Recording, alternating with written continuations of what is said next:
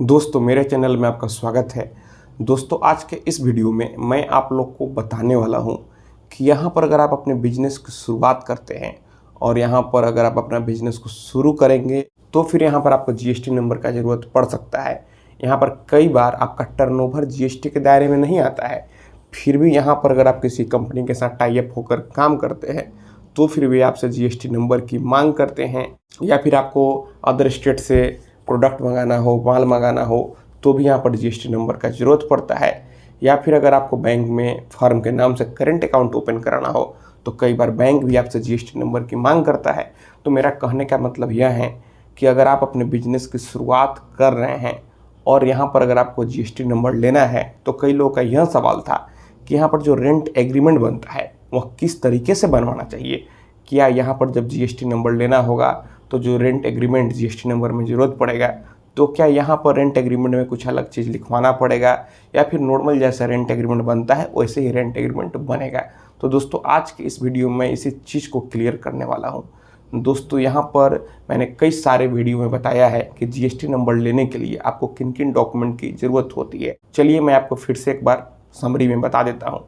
यहाँ पर अगर आपका प्रोप्राइटरशिप फर्म है तो फिर यहाँ पर कोई आपको अलग से पैन देने की ज़रूरत नहीं है। जो आपका इंडिविजुअल पैन है वहीं पैन कार्ड, आधार कार्ड में आपका मोबाइल नंबर लिंक होना चाहिए, ईमेल आईडी, आपका एक पासपोर्ट साइज़ फ़ोटो और यहाँ पर एड्रेस का लीगल प्रूफ। जी हाँ, यहाँ पर आपका जहाँ भी बिजनेस है वहाँ का इलेक्ट्रिसिटी बिल और यहाँ पर आप ऑनर के साथ रेंट एग्रीमेंट करें।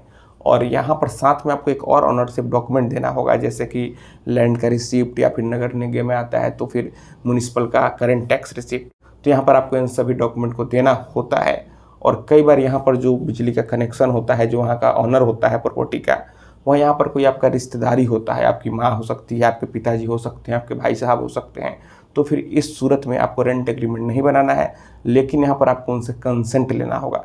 चलिए दोस्तों मैं मुख्य टॉपिक पर आता हूँ कि रेंट एग्रीमेंट कैसे बनता है। दोस्तों यहाँ पर सिंपल सी बात है, आपके स्टेट में जितने रुपए के स्टाम्प पेपर पर रेंट एग्रीमेंट बनाने का नियम है, आपको उतने रुपए के स्टाम्प पेपर पर ही रेंट एग्रीमेंट बनाना चाहिए। जैसे कि अगर बिहार राज्य की बात की जाए तो यहाँ पर 1000 रुपये के स्टाम्प पेपर पर रेंट एग्रीमेंट बनता है। तो फिर यहाँ पर 1000 रुपये के स्टाम्प पेपर पर रेंट एग्रीमेंट बनेगा। और यहाँ पर कई लोग क्या चालाकी करते हैं कि 5 साल का सीधे रेंट एग्रीमेंट बनवा देते हैं ताकि यहाँ पर उनका 5 साल के लिए एग्रीमेंट बन जाएगा। लेकिन दोस्तों यहाँ पर अगर आप उस रेंट एग्रीमेंट को नोटरी एडवोकेट से नोटराइज करवाते हैं तो फिर आपको 11 महीने तक का ही रेंट एग्रीमेंट बनवाना चाहिए। और अगर आप उससे अधिक का बनवाते हैं तो फिर आपको रजिस्ट्री ऑफिस में रजिस्टर करवाना होगा। और अगर आप 5 साल का बना लेंगे और जब जीएसटी में वह रेंट एग्रीमेंट जाएगा तो यहाँ पर डिपार्टमेंट आपसे क्वेरी कर देगा और वह रेंट एग्रीमेंट पूरी तरह से बेकार हो जाएगा। तो यहाँ पर मैं आपको यह बता दूँ सबसे पहली बात कि आपके राज्य में जितने रुपये के स्टाम्प पेपर पर रेंट एग्रीमेंट बनाने का नियम है, आपको उतने रुपये के स्टाम्प पेपर पर ही रेंट एग्रीमेंट बनाना चाहिए। यहाँ पर कई लोग 100 रुपये के स्टाम्प पेपर पर रेंट एग्रीमेंट बनवा लेते हैं, जो कि यहाँ पर कहीं से उचित नहीं है, इसका कोई भी लीगल वैल्यू नहीं है।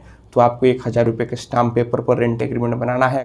अगर आप दूसरे राज्य से हैं, अगर आप जानना चाहते हैं कि आपके राज्य में कितने रुपये के स्टाम्प पेपर पर रेंट एग्रीमेंट बनता है, क्या नियम है, तो फिर आप नीचे कमेंट बॉक्स में कमेंट करें, मैं ज़रूर ही आपको बताऊंगा। तो अगर आप बिहार राज्य से हैं तो आपको 1000 रुपये के स्टाम्प पेपर पर रेंट एग्रीमेंट बनाना है। और अगर आपको नोटरी एडवोकेट से नोटराइज करवाना है तो 11 महीने तक का ही होना चाहिए। और अगर उससे अधिक का होता है तो फिर आपको रजिस्ट्री ऑफिस में रजिस्टर करवाना होगा। और आपको यहाँ पर एग्रीमेंट में ज़रूर जिक्र करना चाहिए कि आप उस एड्रेस पर बिजनेस कर रहे हैं, आप बिजनेस का नाम भी उस एग्रीमेंट में जिक्र करवा दें तो और अच्छा रहेगा। तो दोस्तों मैं आशा करता हूँ आपको वीडियो पसंद आई होगी। अगर मन में कोई भी सवाल है तो आप नीचे कमेंट बॉक्स में कमेंट करें। और अगर आप हमसे सीधे जुड़ना चाहते हैं, फ़ोन से बात करना चाहते हैं, मन में कोई भी सवाल है तो फिर आप हमें इंस्टाग्राम पर फॉलो करें।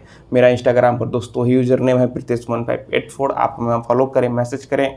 और अगर फ़ोन से बात करना है तो फिर इंस्टाग्राम पर ही मैसेज करके अपॉइंटमेंट ले लें। तो दोस्तों आप इस वीडियो को अधिक से अधिक अपने दोस्तों और रिश्तेदारों में भी ज़रूर शेयर करें। हम लोग मिलते हैं अगले वीडियो में एक नए टॉपिक के साथ। तब तक आप अपना और अपने परिवार का ख्याल रखें।